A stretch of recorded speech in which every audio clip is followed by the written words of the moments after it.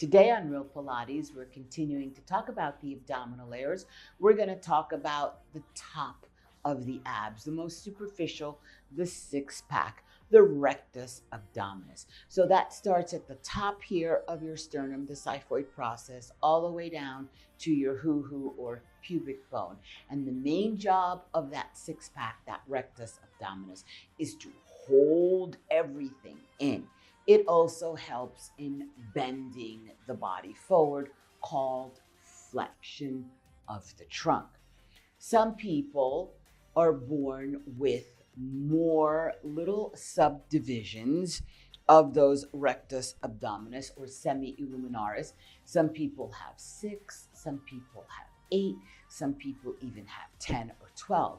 The most common is 6, those six-pack abs that you're born with. But the amount of fat you have is going to determine whether or not any of yours are visible.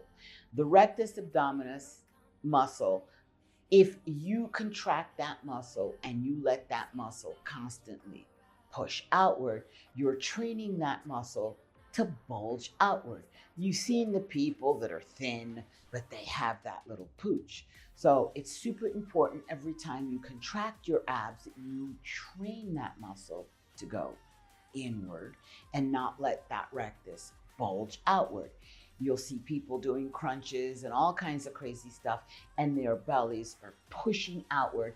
And when that happens, not only is that training your stomach to stick out and not look attractive, it stresses and strains the low back and pulls the alignment of your natural low back arch, the lordotic arch, out of whack. So you definitely want to make sure that you train your rectus abdominis to go inward and hold things inward and help support the spine, as was the natural design.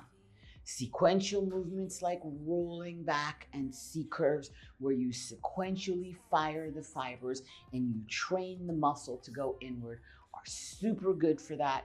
Planks, again, yes, they do the superficial fibers, but you have to really make sure that you have perfect posture in your plank. If you sag and let that belly pop out just a little bit, it's a contrary movement and it becomes counterproductive. This is Pilates Master Nikki, bleh, and I'll see you real soon for another layer of real Pilates.